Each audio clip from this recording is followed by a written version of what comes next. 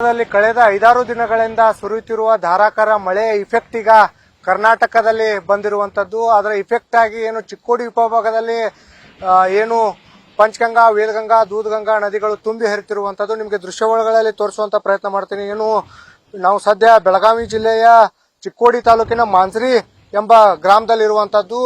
ಏನು ಕೃಷ್ಣಾ ನದಿ ಪಕ್ಕದಲ್ಲಿ ಏನು 100 ಎಕರೆ ಜಮೀನು ಜಲಾವೃತವಾಗಿರುವಂತದ್ದು ನಿಮಗೆ ನನ್ನ ಎಡಭಾಗದಲ್ಲಿ ತೋರಿಸುವಂತ ಪ್ರಯತ್ನ ಮಾಡ್ತೀನಿ. ಏನು ಕಬ್ಬು ಬೆಳೆಯನ್ನ ಬೆಳೆದಿದ್ರು, ಈ ಬೆಳೆ ಸಂಪೂರ್ಣವಾಗಿ ಜಲಾವೃತವಾಗಿರುವಂತದ್ದು.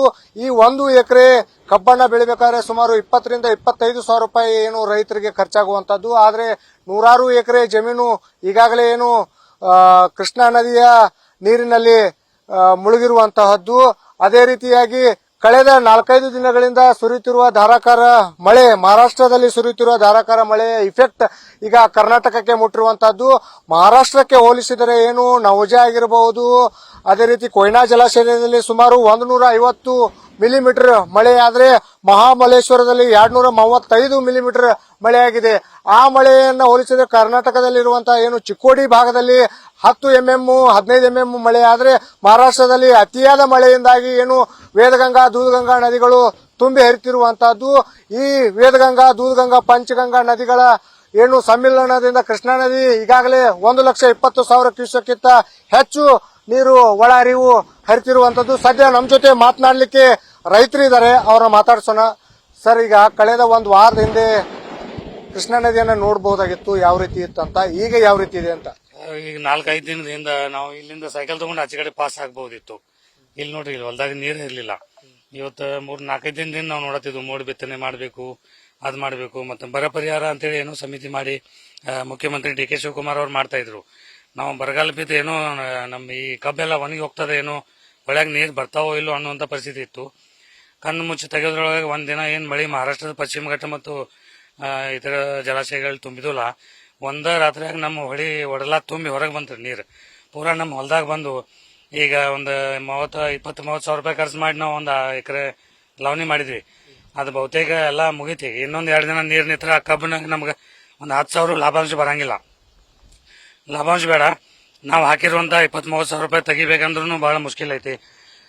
ಮತ್ತ ನಮ್ಮ ಸರ್ಕಾರದವರು ಈಗ ಸಮೀಕ್ಷೆ ಮಾಡ್ತಾರೆ ಸರ್, ಪ್ರತಿ ವರ್ಷ ಸಮೀಕ್ಷೆ ಮಾಡ್ತಾರು, ಕಾಟಾಚಾರಕ್ಕೆ ಬಂದಂಗೆ ಬರ್ತಾರು, ಫೋಟೋ ತೆಗೆದು ವಿಡಿಯೋಸ್ ಮಾಡಿ ಏನ್ ಸಬ್ಮಿಷನ್ ಮಾಡ್ತಾರು. ಸರ್ಕಾರದಿಂದ ಯಾವುದೇ ರೀತಿಯಾದ ಪರಿಹಾರ ನಮ್ಗೆ ಸಮೀಕ್ಷೆಯಿಂದ ಬಂದಿಲ್ಲ. ಸೊ ಮುಖ್ಯಮಂತ್ರಿ ಅವ್ರು ಹೇಳಿದಾರೆ, ಈ ವರ್ಷ ಏನೋ ನೋಡ್ತೀವಿ, ಕೆಲವೊಂದ್ ಕಡೆ ಬರಗಾಲ ಐತಿ, ಇನ್ನೊಂದ್ ಕಡೆ ಮಹಾಪೂರ. ಅವ್ರು ಏನ್ ಮಾಡ್ತಾರೋ ಅನ್ನೋದು ನಾವು ಕಾದುಕೊಳ್ತಿದೀವಿ. ಸರ್, ಈಗ ಇದು 1-2 ವರ್ಷದ ನೋವಲ್ಲ ಸರ್, ಇದು ಪ್ರತಿ ವರ್ಷ ಫ್ಲಡ್ ಬಂದಾಗ ಇದೇ ರೀತಿ ತೊಂದರೆ ಅನುಭವಿಸುತ್ತಿರುವಂತದ್ದು. ಅದೇ ರೀತಿ ಈಗ ಬೆಳೆ ಸಮೀಕ್ಷೆಯಲ್ಲಿ ಏನೇನ್ ತೊಂದರೆ ಆಗ್ತಾ ಇದೆ ಅಂತ ಸರ್? ಬೆಳೆ ಸಮೀಕ್ಷೆ ಒಳಗೆ ಸರ್, ನಮ್ಮ ಬೆಳೆ ಅಷ್ಟ ಹೋಗಂಗಿಲ್ರಿ, ಮನೆಗಳ್ದಾಗೂ ನೀರ್ ಬರ್ತಾವ. ನಮ್ಮ ಎಲ್ಲ ಮನಿ ಎಲ್ಲ ಹೊಲದಾಗ ನಾವು ಕಟ್ಟಿದ್ವು ಇದಾವ್. ದನ ಕರುಗಳನ್ನು ಅಲ್ಲೇ ಕಟ್ತೀವಿ, ಅವನ್ನೆಲ್ಲ ಎತ್ಕೊಂಡು ಇನ್ನೊಂದ್ ಕಡೆ ಹೋಗೋದು, ಸಾಗಾಣಿಕೆ ವೆಚ್ಚ ಅನ್ರಿ. ದನ ಕರುಗಳು ಮೇವೆಲ್ಲ ನಮ್ ನೀರ್ನಾಗೆ ಸರ್. ಈಗ 1 ವಾರ ದನಗಳಿಗೆ ಮೇವು ತಗೋಬೇಕಾದ್ರೆ ಒಂದ್ ಸಣ್ಣ ಹೊರಿ ಮೇವಿಗೆ ನಾವು 100 ರೂಪಾಯಿ ಕೊಟ್ಟು ತರಕತ್ತೀವಿ. ಅಂದ್ರೆ ಪರಿಸ್ಥಿತಿ ಇಷ್ಟು ಇಕ್ಕಟ್ಟಿಗೆ ಸಿಲಗೈತಲ್ರಿ. ಮನುಷ್ಯನಿಗೆ ತಿನ್ನಕ ಆಹಾರ ಹೆಂಗೋ ಸಿಗ್ತದ, ದನ ಕರುಗಳಿಗೆ ಯಾರು ನೀರ ಆಹಾರ ಕೊಡಂಗಿಲ್ಲ ಸರ್. ಅದಕ್ಕ ಸರ್ಕಾರದವ್ರು ಏನ್ ಸಮೀಕ್ಷೆ ಮಾಡ್ತಾರೋ, ಶಾಶ್ವತವಾಗಿರ್ತಕ್ಕಂಥ ಮುಳುಗಡೆ ಪ್ರದೇಶದವ್ರು ಏನಿದಾರು ಅವ್ರಿಗೆ ಶಾಶ್ವತವಾಗಿರ್ತಕ್ಕಂಥ ಪ್ರತಿ ವರ್ಷ ಏನಾರ ಒಂದು ಪರಿಹಾರವನ್ನ ಘೋಷಣೆ ಮಾಡಬೇಕು. ಮತ್ತೆ ಹಿಂದಾಗಿರ್ತಕ್ಕಂಥ ಸಾವು ನೋವು ನಮ್ಗೆ ಭಾಳ ಆಗ್ಯಾವ ಸರ್. 1 ಲಕ್ಷದ ಎಮ್ಮೆಗಳೆಲ್ಲ ನೀರ್ನಾಗ ತೇಲಿ ಹೋಗಿದಾವ 2019ರಾಗ. ಆ ಜನರಿಗೂ ಕಾಟಾಚಾರಕ್ಕೆ 5,000 ರೂಪಾಯಿ ಪರಿಹಾರ ಕೊಟ್ಟಾರು. ಅದು ಯಾವುದಕ್ಕೂ ಸಾಲಂಗಿಲ್ಲ. ದಯಮಾಡಿ ಮುಖ್ಯಮಂತ್ರಿ ಡಿ.ಕೆ. ಶಿವಕುಮಾರ್ ಅವರು ಸ್ವಲ್ಪ ಬೆಳಗಾವಿ ಜಿಲ್ಲೆ ನಮ್ಮ ಚಿಕ್ಕೋಡಿ ಭಾಗದ ಏನ್ ರೈತರಿದ್ದೀವಿ, ನಮ್ಮ ಕಡೆ ಒಂದ್ ಸ್ವಲ್ಪ ಕಣ್ ತೆಗೆದು ಒಂದು ಶಾಶ್ವತವಾಗಿರ್ತಕ್ಕಂಥ ಒಂದು ಪರಿಹಾರವನ್ನು ಮಾಡ್ಲಿಕ್ಕೆ ನಾವು ವಿನಂತಿ ಮಾಡ್ತಾ ಇದೀವಿ.